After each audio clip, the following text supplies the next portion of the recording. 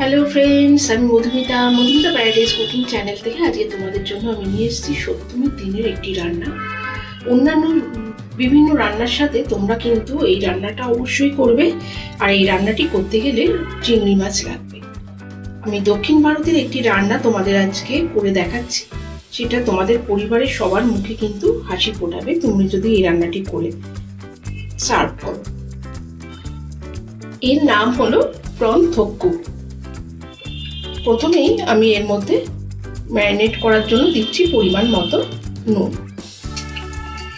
আর চিংড়ি মাছটা তোমরা এই সাইজেরই চিংড়ি মাছ নেবে।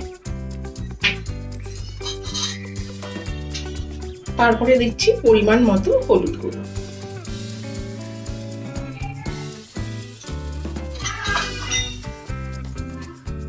আর পাতিলেবুর রস।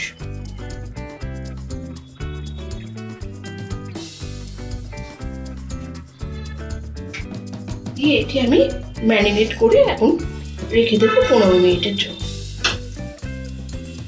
কড়াইতে আমি পরিমাণ মতো সর্ষের তেল দিয়েছি। সর্ষের তেলেই রান্নাটি ভালো হবে। আর দক্ষিণ ভারতের থুক্কু কথার অর্থ হলো মশলাদার গ্রেভি।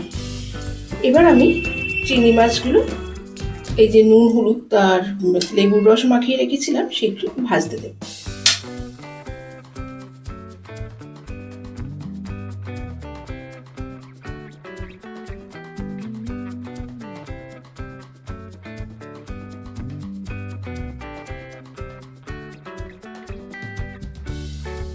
চিংড়ি মাছ আমি শ্যালো ফ্রাই করে তুলে রেখে দিয়েছি। তোমরা কিন্তু চিংড়ি মাছটা না ভেজেও রান্নাটি করতে পারো। এবার আমি ফোড়নে দিচ্ছি কালো জিরে আর 2টি শুকনো লঙ্কা। দক্ষিণ ভারতের রান্নায় সাধারণত কালো সর্ষে আর কারি পাতা শুকনো লঙ্কা ফোড়ন হয়। আমি ফোড়নটা খানিকটা চেঞ্জ করে নিয়েছি। কারি পাতার জায়গায় আমি কারি পাতাটা ড্রাই কারি পাতা দিচ্ছি, মানে শুকনো কারি পাতা। তোমরা ফ্রেশ কারি পাতা দিয়েও এই রান্নাটি করতে পারো। এবার একটু অপেক্ষা আমাদের করতে হবে। ফোড়ন থেকে সুন্দর গন্ধ বের হলেই আমি রান্নাটি শুরু করব।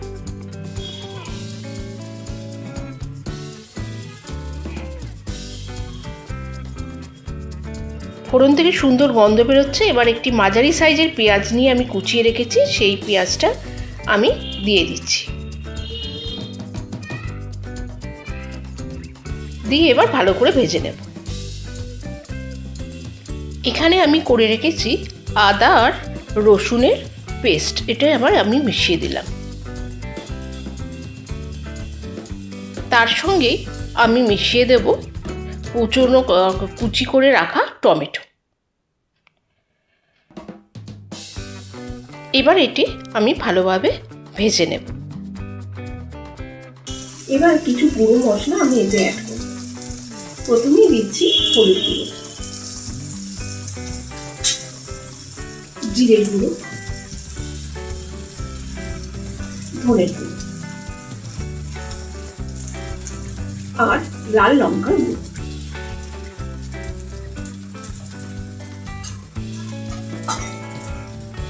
দেব পরিমাণ মতো নুন। দিয়ে মশলাটি আবার খানিকক্ষণ কষিয়ে দেব।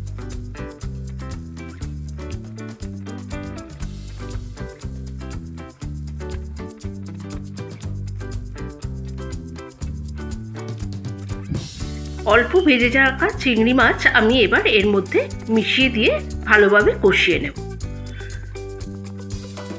কষানো হয়ে গেলেই আমি এর মধ্যে মিশিয়ে দেব গরম জল করে রেখেছি গ্লাসে, সেই জলটি। আসন্ন শারদীয়া উৎসব তোমাদের পরিবারের সাথে তোমরা ভালোভাবে কাটাও, আমি ভগবানের কাছে সেই কামনাই করি। এবার আমি মিশিয়ে দিচ্ছি গরম জল। দিয়ে গ্রেভি ফুটে উঠলেই আমি তোমাদের কাছে এটি সার্ভ করে দেখিয়ে দেব।